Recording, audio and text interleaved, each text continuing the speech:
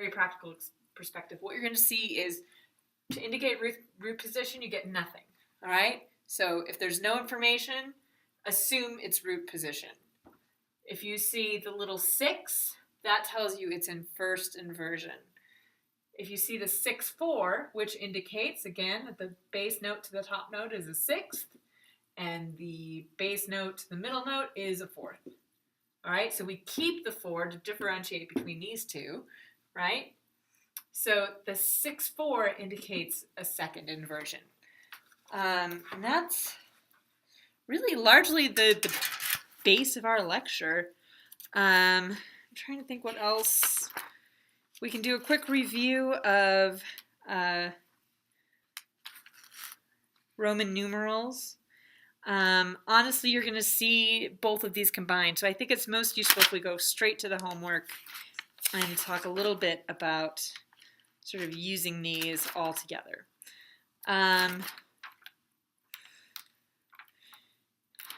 Oh, and you should also quickly review 82. There's a little gray box, and it's actually really useful.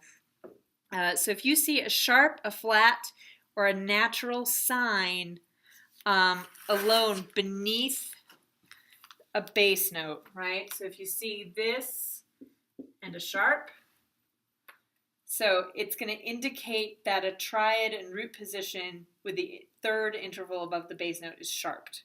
All right, so we'll indicate that the E, right, so in root position, the third is sharped. So that would be an E sharp, which would be a totally weird chord.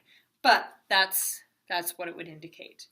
So it usually takes a minor chord and makes it major. If you see it under oh, actually, that's in root position. So if you see it here, it means that the third is sharped. If you see it under the 6 in first inversion, like this, it is going to indicate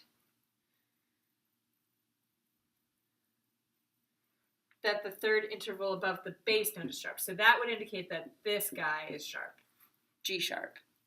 All right, and then if you see it in 6-4, any sharp, flat, or natural sign on either side of a number, so it could be here, indicates that this interval above the bass note should be sharped. So if you see it above the 6th, it means that this guy should be sharp.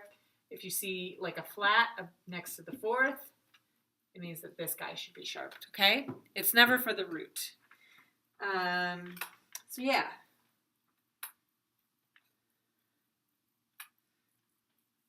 So that's, yeah. And then there's a little bit at the bottom that talks about if you see a slash through one of the notes, it indicates it should be raised a half step or sharped. I've never really seen it, so don't worry too much about it. Mostly more commonly you'll see the sharp or flat sign. So you might run into that. It's good to know.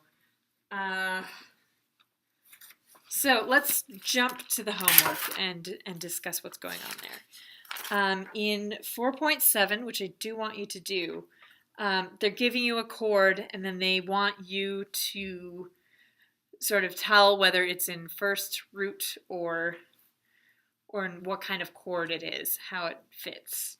So, for example, we get number 1, which it all corresponds up here, right? So here's number 1, and then here's chord number 1. And they already did number 1 for you. So let's do number 2.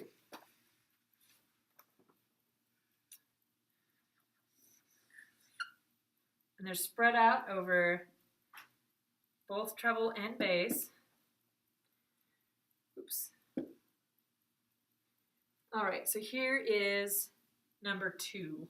So we've got B flat on the bottom, D on the top, G in the alto, and G in the soprano. And then when you've got chords like this, you'll just do, basically they're dividing them bass, tenor, alto, soprano, and the stems will just go back and forth, up and down.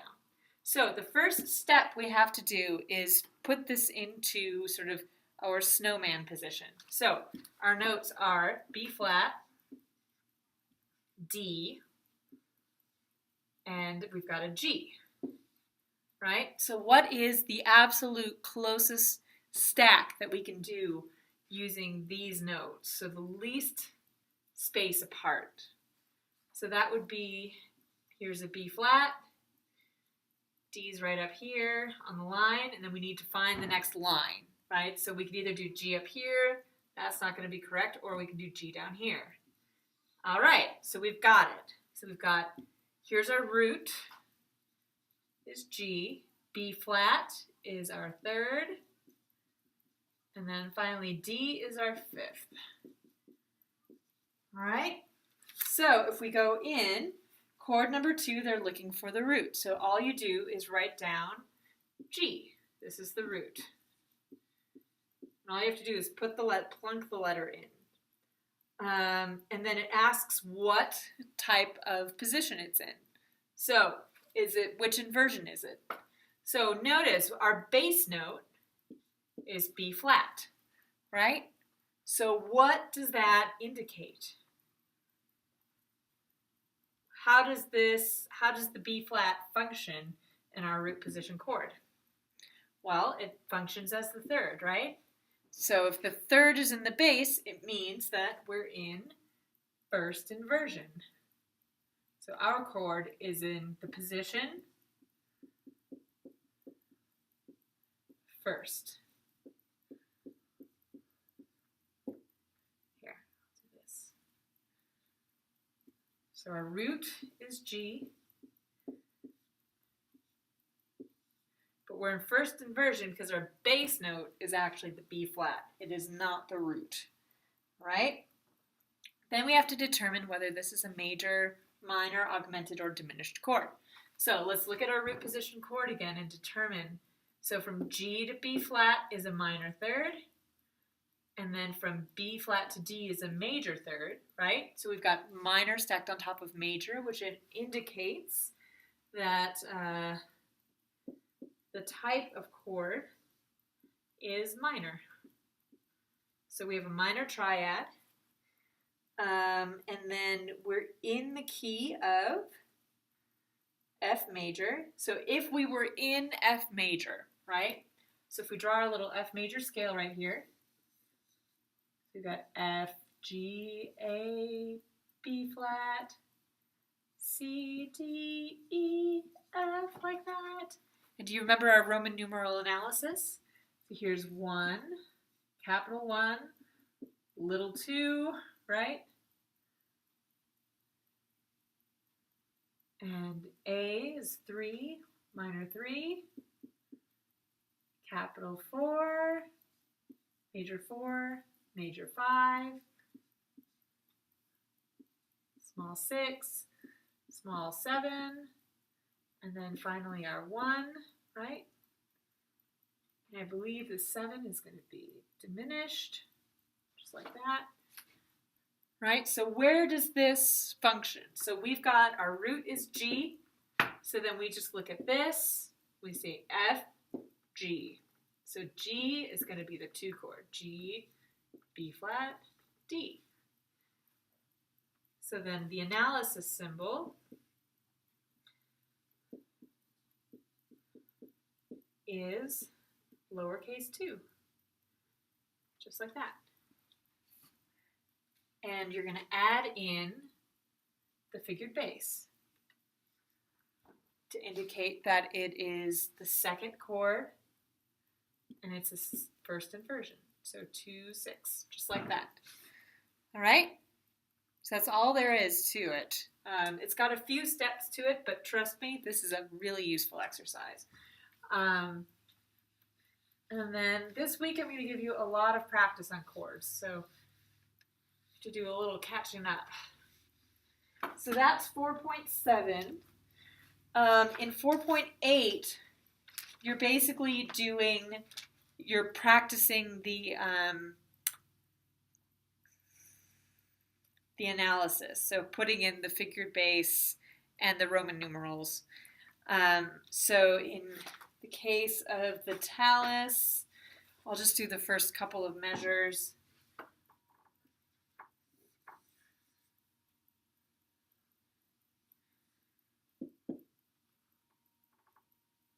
So you've got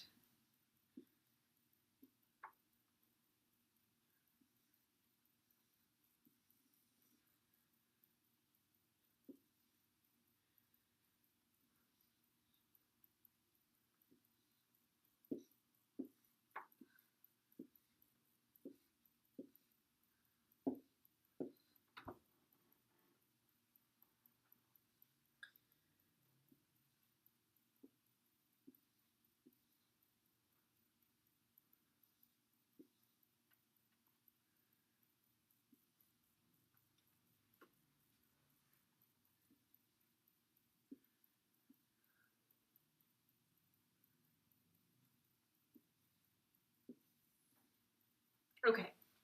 Here, I'll put in all the stems.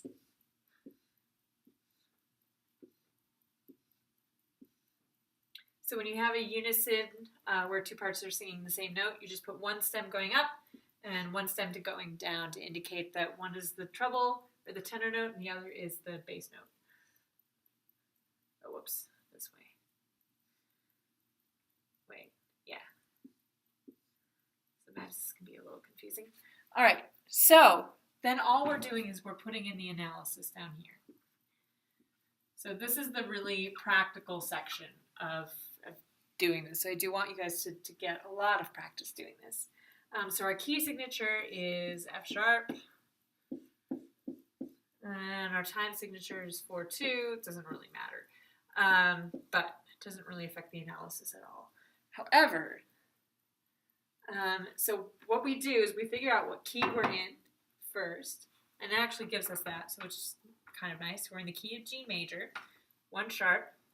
So I would quickly off to the side give yourself a little G major scale. So G, A, B, C, D, E, F, G, like that, F sharp G.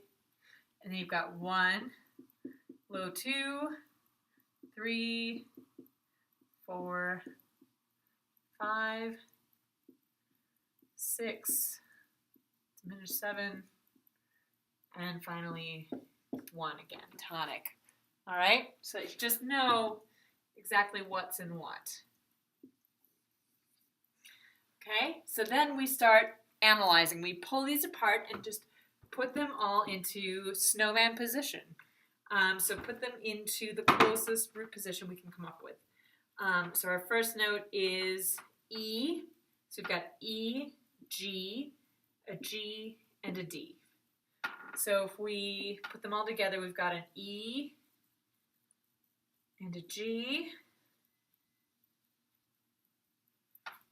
Is that right? Yep, and then a D up here. Oh, wait. Sorry, G, B. My bad, no E's. So we've got a G, a B, and then a D. What do you know? We've got our little snowman position right here. All right, so we're dealing with a G major chord of some kind, right? So G's in the root. So right away, we know we're in G major, and we know we've got a 1 chord for sure. Now, we don't know whether that chord is in root, first, or second. So then we have to look at the note that's in the bass. So our bass note is G, which indicates that it's the root position, which tells us it's root position. So we don't have to put anything else here. We just leave it as a 1, and everyone will assume that it's root position. Okay? So for our next chord,